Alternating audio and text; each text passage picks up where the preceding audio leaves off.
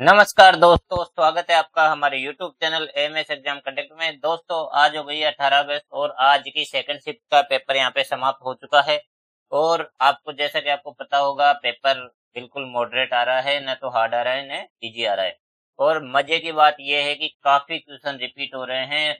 GK और science में मिला के आप न मानोगे तो 10 प्लस क्वेश्चन यहाँ पे रिपीट हो रहे हैं। आज भी काफी क्वेश्चन रिपीट हुए हैं, उसके बारे में हम बात करने वाले हैं। तो आपको मैं यहाँ पे सेकंड शिफ्ट में आए हुए सभी क्वेश्चंस के बारे में बताने वाला हूँ और आपको कमेंट बॉक्स में उसके आंसर लगाते जाने हैं और ये बताना है कि आपका आंसर सही हुआ है या नहीं हुआ है, आपका क्वेश्चन सही हुआ है या नहीं हुआ है। तो वीडियो में आगे चलने से पहले एक बार वीडियो को लाइक कर दीजिए और चैनल को अभी तक आपने सब्सक्राइब नहीं किया तो सब्सक्राइब करके बेल आइकन ऑन कर दीजिए। चलते हैं पहले क्वेश्चन पर। पहला क्वेश्चन आया है आपका, यदि किसी तत्व का परमाणु द्रव्यमान 20 है और उसमें 2 न्यूट्रॉन बढ़ा दिए जाए तो उसका नया परमाणु द्रव्यमान क्या होगा। तो आज की सेकंड शिफ्ट में ये पहला क्वेश्चन आपका पूछा गया है और इसमें पूछा गया है परमाणु द्रव्यमान के बारे में। तो आपका देखो, पहले से परमाणु द्रव्यमान कितना दे रखा है, पहले से परमाणु द्रव्यमान दे रखा है 20। ठीक है, अब इसमें क्या कर रहा है, अब इसमें देखो, इसमें अगर देखा जाए तो 10 तो प्रोटॉन है और 10 क्या है, न्यूट्रॉन है, तभी ये 20 बना है। अब इसमें क्या कर रहा है, 2 न्यूट्रॉन और ऐड कर रहा है, 2 न्यूट्रॉन और ऐड कर रहा है, तो इसका जो परमाणु द्रव्यमान है वो क्या हो जाएगा आपका, 22 यू हो जाएगा। इसको इससे डिनोट करते हैं तो 22 हो जाएगा आपका। तो आपका जो राइट आंसर है वो 22 रहने वाला है। अब कई बच्चे क्या होंगे, अपने दिमाग से क्या करेंगे कि 2 न्यूट्रॉन तो ऐड कर रहा ही है, साथ में इसमें 2 प्रोटॉन खुद की तरफ से ऐड कर देंगे, क्योंकि ऐसे होता है कि परमाणु द्रव्यमान न्यूट्रॉन और प्रोटॉन का योग से बना हुआ द्रव्यमान परमाणु द्रव्यमान होता है। तो इसमें 2 प्रोटॉन खुद की तरफ से ऐड कर देंगे और फिर वो आंसर 24 लगा के आ जाएंगे, जो कि गलत हो जाएगा। तो आपको जितना क्वेश्चन में कहा गया है उतना ही करना है। 2 न्यूट्रॉन ऐड करने के लिए कहा गया है तो 2 न्यूट्रॉन ऐड करके इसका आंसर देना है। तो ऑप्शन सी हमारे इस क्वेश्चन का यहाँ पे राइट आंसर रहने वाला है। आप कमेंट बॉक्स में बता सकते हैं कि आपका क्वेश्चन राइट हुआ है या रॉन्ग हुआ है। अगला क्वेश्चन आया है आपका, फूड चेन से खाद्य श्रृंखला और खाद्य जाल के बीच मुख्य अंतर क्या है। तो मैंने आपको पहले जितने भी एनालिसिस करवाए हैं, हर एक एनालिसिस में मैंने बोला है कि खाद्य श्रृंखला आपको अच्छे से पढ़ के जाना है। इस टॉपिक को आपके इस टॉपिक से रेगुलर क्वेश्चन आ रहा है। तो खाद्य श्रृंखला और खाद्य जाल के बीच में मुख्य अंतर क्या है, यह आपको बताना है।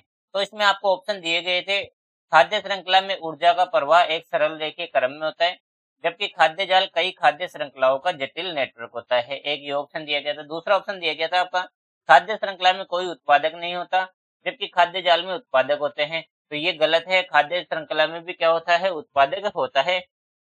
तीसरा ऑप्शन दिया गया था, खाद्य श्रृंखला केवल जल में पाई जाती है, जबकि खाद्य जाल केवल स्थल पर पाया जाता है। तो ये भी कोई तथ्य नहीं है, ये भी आपका गलत हो जाएगा।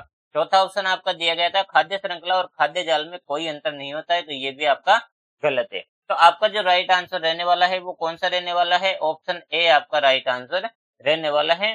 खाद्य श्रृंखला में क्या होता है, ऊर्जा का प्रवाह एक सरल रेखीय क्रम में होता है। और ये जो फर्स्ट लाइन में आपको बता रहा हूँ, ये क्वेश्चन कब पूछा गया है, ये कल पूछा गया है कि खाद्य श्रृंखला में ऊर्जा का प्रवाह किस दिशा में होता है, एक सरल रेखीय दिशा में होता है, सरल रेखीय क्रम में होता है। जबकि खाद्य जाल क्या होता है, कई खाद्य श्रृंखलाओं का जटिल नेटवर्क को क्या कहते हैं, खाद्य जाल कहते हैं। ये आपको फैक्ट याद रखना है। अगले क्वेश्चन पर चलते हैं। अगला क्वेश्चन आया है आपका, ओडिशा के डॉक्टर एपीजे अब्दुल कलाम द्वीप से 8 मई 2026 को एमआईआरवी तकनीक से लेस एडवांस अग्नि मिसाइल अग्नि 5 का उन्नत संस्करण का सफल परीक्षण किया गया है। इस मिसाइल का मुख्य उद्देश्य क्या है।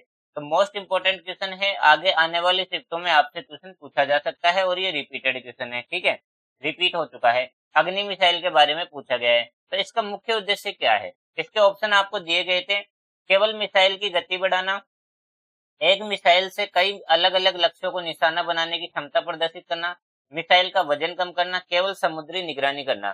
तो इस प्रकार के आपको 4 ऑप्शन यहाँ पे दिए गए थे। तो इसमें जो राइट आंसर है मैं आपको बता दूं, इसका जो राइट आंसर है वो ऑप्शन बी यहाँ पे रहने वाला है।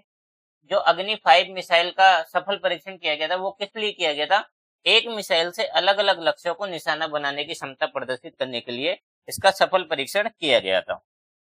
तो ऑप्शन बी आपका राइट आंसर है। कमेंट बॉक्स में आप बताएंगे कितने कितने कितने बच्चों का ये आंसर सही हुआ है। अगला क्वेश्चन आया है आपका, इंडिया एआई मिशन में के तहत युवा एआई फॉर ऑल युवा एआई फॉर ऑल कार्यक्रम किस मंत्रालय द्वारा शुरू किया गया है? तो ये इंडिया एआई इम्पैक्ट समिट से आया है। और युवा एआई फॉर ऑल कार्यक्रम किस मंत्रालय द्वारा शुरू किया गया है? और ये रिपीट क्वेश्चन है, पहले भी ये रिपीट हो चुका है। तो इसका जो मंत्रालय है वो मैं आपको बता दूं, जो युवा एआई फॉर ऑल का जो मंत्रालय है वो किस मंत्रालय द्वारा शुरू किया गया है? ये शुरू किया गया है इलेक्ट्रॉनिक्स और सूचना प्रौद्योगिकी मंत्रालय माइटी द्वारा ये शुरू किया गया है। तो ऑप्शन सी हमारे क्वेश्चन का राइट आंसर यहाँ पे रहने वाला है। अगला क्वेश्चन आया है आपका, विश्व बैंक की रिपोर्ट के अनुसार निम्न और मध्यम आय वाले देशों की श्रेणी में भारत किस क्षेत्र में दुनिया के शीर्ष 5 देशों में शामिल है? तो भारत के बारे में पूछा गया है। विश्व बैंक की रिपोर्ट के अनुसार पूछा गया है कि निम्न और मध्यम आय वाले देशों की श्रेणी में भारत किस क्षेत्र में दुनिया के शीर्ष 5 देशों में शामिल है? अब आपको इस प्रकार के 4 ऑप्शन यहाँ पे दिए गए थे, जिसमें कृषि, बुनियादी ढांचे में निजी निवेश, पर्यटन और उपरोक्त सभी, ये 4 ऑप्शन आपको दिया गया था। तो ऐसे क्वेश्चन को कई बार क्या होता है, बच्चों को याद नहीं रहता, क्योंकि वर्ल्ड बैंक की रिपोर्ट है, बहुत कम पढ़ाई जाती है वर्ल्ड विश्व बैंक की में। तो आपको मैं बता दूं, काफी बार ये रिपोर्ट क्या है, काफी सारी रिपोर्टें आती है तो याद नहीं रह पाती बच्चों को। अभी इसमें 3 ऑप्शन देख के बच्चा, चौथा ऑप्शन दे रखा है उपयुक्त सभी, तो बच्चा उपयुक्त सभी लगा के आ जाता है, जो कि आपका यहाँ पे रिस्की हो सकता है। ठीक है, इसका आंसर जो है उपयुक्त सभी नहीं रहने वाला है। इसका जो राइट आंसर है वो बुनियादी ढांचे में निजी निवेश। इसमें क्या है, भारत टॉप 5 देशों में शामिल है बुनियादी ढांचे में निजी निवेश। ऑप्शन बी हमारे इस क्वेश्चन का राइट आंसर है। जो बुनियादी ढांचे, जो इंफ्रास्ट्रक्चर है, इसमें क्या है, प्राइवेट इन्वेस्टमेंट ज्यादा होती है भारत में। आपको पता होगा, हर एक इंफ्रास्ट्रक्चर को बनाने के लिए लोन लिए जाते हैं, प्राइवेट कंपनियों से समझौते किए जाते हैं। तो इसलिए अंबानी अडानी से समझौते किए जाते हैं। प्राइवेट इंफ्रास्ट्रक्चर कौन बनाता है आज के टाइम पे अपने भारत में? अंबानी अडानी यही बनाते हैं। तो प्राइवेट इन्वेस्टमेंट यहाँ पे ज्यादा है, इसमें टॉप 5 में भारत यहाँ पे शामिल है। तो आप में से किस किस का ये आंसर सही हुआ है, आप कमेंट बॉक्स में जरूर बताएं। अगला क्वेश्चन आया है आपका, इंडिया एआई इम्पैक्ट समिट 2026 का प्राथमिक उद्देश्य क्या है? मोस्ट इंपोर्टेंट क्वेश्चन है। इंडिया एआई इम्पैक्ट समिट से रेगुलर हर शिफ्ट में आपके क्वेश्चन आ रहे हैं, तो इस शिफ्ट में भी आपका क्वेश्चन आ चुका है।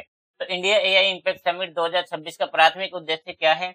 इसमें आपको इस प्रकार के 4 ऑप्शन दिए गए थे, जिसमें केवल एआई उद्योग का विस्तार करना, नवाचार को समावेशी विकास, सुलभता और जिम्मेदारी शासन से जोड़ना, केवल सरकारी एआई परियोजनाओं को बढ़ावा देना, एआई के सैन्य उपयोग को बढ़ावा देना। तो ये 4 ऑप्शन आपको दिए गए थे। तो मैं आपको बता दूं, इसमें जो राइट आंसर है आपका ऑप्शन बी यहाँ पे रहने वाला है। एआई इम्पैक्ट समिट का जो मुख्य उद्देश्य है वो क्या है, नवाचार को समावेशी विकास और सुलभता और जिम्मेदार शासन से जोड़ना इसका मुख्य उद्देश्य है। ऑप्शन बी आपका राइट आंसर यहाँ पे रहने वाला है।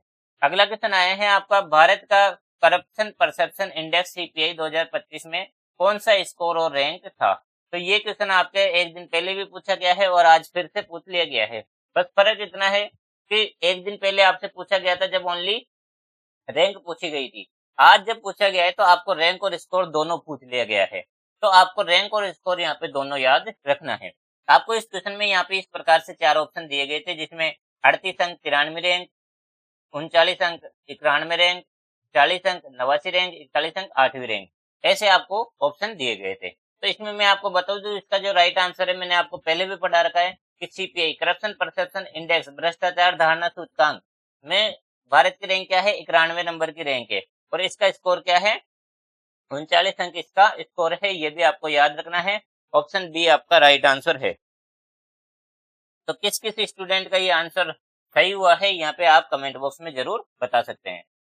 अगला क्वेश्चन है, कोई वस्तु अवतल दर्पण से 10 सेंटीमीटर की दूरी पर है, उसका प्रतिबिंब दर्पण के पीछे 30 सेंटीमीटर दूरी पर बनता है, तो दर्पण की फोकस दूरी क्या होगी? तो आज मैं बता दूं आपको, आज जो साइंस में न्यूमेरिकल आए हैं, 3 न्यूमेरिकल आए हैं और तीनों प्रकाश के चैप्टर से आए हैं, दर्पण लेंस से ही तीनों न्यूमेरिकल आए हैं। एक न्यूमेरिकल मैंने आपको करवा दिया और यहाँ पे भी ये पहला न्यूमेरिकल, आपको दूसरा न्यूमेरिकल यहाँ पे करवा रहा हूँ। ठीक है, तो आज जो सेकंड शिफ्ट में न्यूमेरिकल आए हैं वो दर्पण लेंस इन्हीं से आए हैं। तो यहाँ पे देखो, एक अवतल दर्पण की 10 सेंटीमीटर की दूरी पर है, क्या है, कोई वस्तु यानी कि बिंब की दूरी दे रखा है 10 सेंटीमीटर, उसका प्रतिबिंब दर्पण के पीछे बन रहा है 30 सेंटीमीटर। तो देखो यहाँ पे ये बिंब है और ये मान लो दर्पण है, ठीक है। यहाँ पे दर्पण है तो इसके पीछे की तरफ बन रहा है, तो यहाँ पे जो प्रतिबिंब दूरी है वो तो हो जाएगी प्लस में, और जो बिंब की दूरी है वो हमेशा किस में होती है, माइनस में। अब यहाँ पे पूछा है कि उसकी फोकस दूरी क्या होगी, तो फोकस दूरी का सूत्र क्या होता है, 1/f बराबर क्या होता है, 1/v प्लस 1/u। ये अपना फोकस दूरी का सूत्र होता है। इसमें आप जब मान रख दोगे तो 1/10 माइनस 1/30, सॉरी 1/-10 प्लस 1/30 यहाँ पे आ जाएगा, और यहाँ पे एलसीएम 30 आ जाएगा, -3 में से ये 1 चला जाएगा तो यहाँ पे -2/30 आ जाएगा, और ये माइनस का 1/15 आ जाएगा, तो 15 आपकी राइट आंसर यहाँ पे हो जाएगी। तो ऑप्शन बी आपका यहाँ पे राइट आंसर रहने वाला है, ठीक है। फोकस दूरी आपकी क्या हो जाएगी, बी हो जाएगी, यहाँ पे प्लस वाला हो जाएगा, ठीक है। प्लस वाला ही आएगा क्योंकि फोकस प्रतिबिंब किधर बन रहा है, दर्पण के पीछे बन रहा है, तो फोकस दूरी प्लस में आ जाएगी। अगला क्वेश्चन है आपका, सहसंयोजक बंध के आधार पर मीथेन और एथीन में क्या अंतर है। तो आज आपसे काफी अच्छा क्वेश्चन है, मीथेन और एथीन में अंतर पूछा गया है कि क्या अंतर है, ये आपसे पूछा गया है, और इस प्रकार से आपको 4 ऑप्शन दिए गए थे, जिसमें पहला ऑप्शन था आपका CH4 में केवल आयनिक बंध होते हैं, जबकि C2H4 में सहसंयोजक बंध होते हैं। दूसरा ऑप्शन दिया गया था CH4 में केवल एकल सहसंयोजक बंध होते हैं, जबकि C2H4 में कार्बन परमाणु के बीच एक द्विबंध होता है। तीसरा ऑप्शन दिया गया था CH4 में त्रिबंध होता है, जबकि C2H4 में केवल एकल बंध होता है, और चौथा नन ऑफ दिस दिया गया था। तो यहाँ पे आपको मैं बता दूं कि CH4 कैसी बनती है। देखो CH4 की संरचना मैं आपको बना के बता देता हूँ। तो जो मीथेन है उसकी संरचना कैसी बनती है, ऐसी बनती है, ठीक है। इसमें एक कार्बन पर 4 हाइड्रोजन जुड़े होते हैं, सभी एकल बंध से जुड़े होते हैं। अब C2H4 की क्या होती है संरचना, इसकी भी बता देता हूँ। तो इसमें ऐसे कार्बन कार्बन किससे जुड़े होते हैं, ये जुड़े होते हैं डबल बॉन्ड से, और इसके दो दो हाइड्रोजन दोनों के जुड़े होते हैं। तो ये दोनों यहाँ पे इनकी संरचना होती है। अब यहाँ पे इस संरचना के आधार पर इसका अंतर करते हैं। देखो CH4 में केवल आयनिक बंध होते हैं, जबकि C2H4 में सहसंयोजक बंध होते हैं, ये गलत है। यहाँ पे आयनिक बंध तो कोई बन ही नहीं रहा, ठीक है, आयन तो कोई है ही नहीं। दूसरा है CH4 में केवल एकल सहसंयोजक बंध होते हैं। तो आप यहाँ पे देख सकते हो ये CH4 की मैंने संरचना बनाई है, ठीक है। यहाँ पे इस CH4 के एकल, यहाँ पे सब में एकल बंध है, हाँ ये बिल्कुल सही है। जबकि C2H4 में कार्बन परमाणुओं के बीच एक द्विबंध होता है, और यहाँ पे C2H4 में द्विबंध है कि नहीं है, तो यहाँ पे द्विबंध है कार्बन परमाणु के बीच में। तो ये आपका ऑप्शन बी यहाँ पे राइट आंसर रहने वाला है। ऑप्शन बी इस क्वेश्चन का आपका राइट आंसर रहने वाला है, क्योंकि CH4 में त्रिबंध तो है ही नहीं, ठीक है, तो ये भी आपका गलत हो जाएगा। तो ऑप्शन बी आपका इस क्वेश्चन का राइट आंसर रहने वाला है। किस किस स्टूडेंट का यहाँ पे आंसर सही है वो आप कमेंट बॉक्स में जरूर बताएं। अगला क्वेश्चन आए हैं आपका, यदि एक अभिसारी लेंस की फोकस दूरी 10 सेंटीमीटर है और एक अपसारी लेंस की फोकस दूरी 20 सेंटीमीटर है, तो इनके संयोजन की तुल्य फोकस दूरी क्या होगी। तो यहाँ पे देखो आपको दो लेंस दिए गए हैं, एक अभिसारी और अपसारी, ठीक है। अभिसारी की फोकस दूरी क्या दे दिया, 10 सेंटीमीटर, और अपसारी लेंस की फोकस दूरी क्या दे दिया, 20 सेंटीमीटर। अब मेन चीज है अभिसारी और अपसारी को बोलते क्या है, ठीक है, बोलते क्या है अभिसारी और अपसारी को। तो आप यहाँ पे देखोगे अभिसारी और अपसारी को क्या बोलते हैं। अभिसारी लेंस कौन सा होता है, उत्तल लेंस होता है, और अपसारी कौन सा होता है, अवतल लेंस होता है। ये आपको नाम याद रखने हैं। अब यहाँ पे देखो अभिसारी लेंस की फोकस दूरी दे रखी है 10 सेंटीमीटर, ये किस में होगी, प्लस में। क्यों, क्योंकि उत्तल लेंस में जब किरण इधर से आती है तो टकराकर दूसरी साइड में फोकस पर बनती है, ये प्लस वाली तरफ बनती है, ठीक है। और जब अवतल लेंस में फोकस किरण ऐसे आती है तो ये टकराकर पीछे की तरफ जाती है और इधर पीछे आके यहाँ पे प्रतिबिंब बनाती है, तो ये आएगी माइनस में, ठीक है।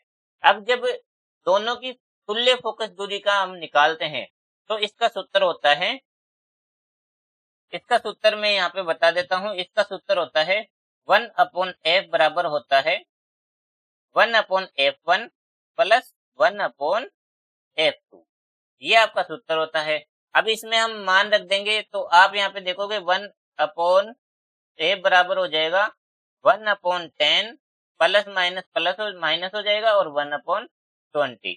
इसका जब एलसीएम लेंगे तो 20 आ जाएगा। 20 यहाँ पे एलसीएम आ जाएगा, यहाँ पे 2 माइनस 1 हो जाएगा तो 1/20 हो जाएगा।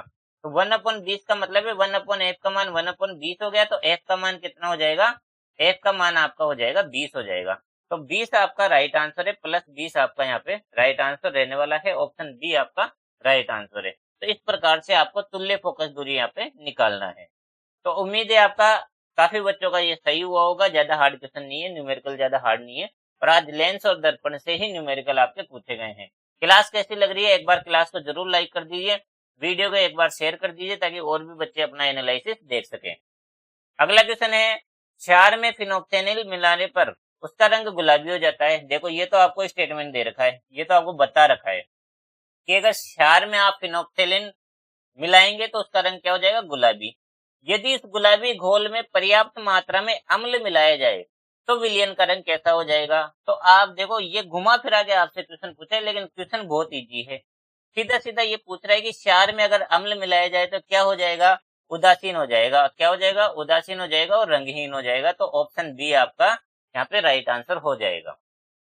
अगला क्वेश्चन पूछा है आपसे, भारतीय महिला क्रिकेट टीम की कप्तान हरमनप्रीत कौर को 2026 में क्या दिया गया है? पद्मश्री पुरस्कार दिया गया है। किस मुख्य उपलब्धि के लिए दिया गया है? तो ये क्वेश्चन काफी इंटरेस्टिंग है, लेकिन ये रिपीट है।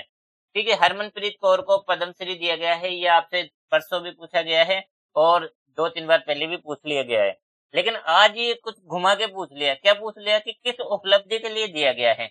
तो यहाँ पे देखो, राष्ट्रमंडल खेल में 2022 में स्वर्ण पदक जीतने पर नहीं। हरमनप्रीत किसकी खिलाड़ी है? क्रिकेट टीम की खिलाड़ी है और क्रिकेट के अपनी कप्तान है। T20 अंतरराष्ट्रीय में सबसे तेज शतक लगाने पर नहीं। ठीक है, ये भी आपका नहीं हो सकता। अब यहाँ पे देखो, WPL में सर्वाधिक रन बनाने पर, तो ये भी नहीं है। तो आपका जो राइट आंसर है वो ऑप्शन सी यहाँ पे रहने वाला है। भारतीय क्रिकेट में योगदान और टीम को पहले आईसीसी महिला वनडे विश्व कप 2025 का खिताब दिलाने पर इनको पद्मश्री अवार्ड दिया गया है। ऑप्शन सी आपका राइट आंसर है। आपको याद रखना है, अभी महिला वनडे विश्व कप हुआ था, उसमें भारत ने अपना पहला खिताब जीता था। उसकी कप्तानी कौन कर रही थी? हरमनप्रीत कौर कर रही थी। तभी इनको पद्मश्री दिया गया है और भारतीय क्रिकेट में इनका काफी योगदान रहा। अगला क्वेश्चन आए हैं आपका, हाल ही में मई 2026 में भारत द्वारा परीक्षित स्वदेशी टारा ग्लाइड वेपन सिस्टम का मुख्य उद्देश्य क्या है? तो मैं आपको बता दूं, ये टारा ग्लाइड वेपन वाला आपसे रेगुलर एग्जाम में पूछा जा रहा है, तो आपको इससे रिलेटेड जितने भी फैक्ट है वो सारे पढ़ के जाने हैं ताकि आपके क्वेश्चन गलत नहीं हो। तो टारा ग्लाइडेड वेपन इस प्रकार से आपको 4 ऑप्शन दिए गए थे, जिसमें आपका पहला ऑप्शन था पनडुब्बियों को टॉर्पीडो में बदलना। तो पनडुब्बियों को टॉर्पीडो में थोड़ी बदलेगा। बिना गाइड वाले पारंपरिक बमों को सटीक निर्देशित हथियारों में बदलना, लड़ाकू विमानों को ड्रोन में बदलना, रडार प्रणालियों को सैटेलाइट में बदलना। तो इस प्रकार से आपके 4 ऑप्शन दिए गए थे। तो मैं आपको बता दूं, टारा ग्लाइडेड वेपन सिस्टम का जो मुख्य उद्देश्य है वो क्या है? जो बिना गाइड वाले पारंपरिक बम होते हैं उनको सटीक निर्देशित हथियारों में बदलने का काम टारा ग्लाइडेड वेपन सिस्टम करता है। यानी कि जो बिना गाइड जैसे बिना गाइड वाला कोई बम छोड़ दिया तो उसको निश्चित सटीक टारगेट पे वो कैसे जाके अटैक करेगा, उसका काम क्या करता है?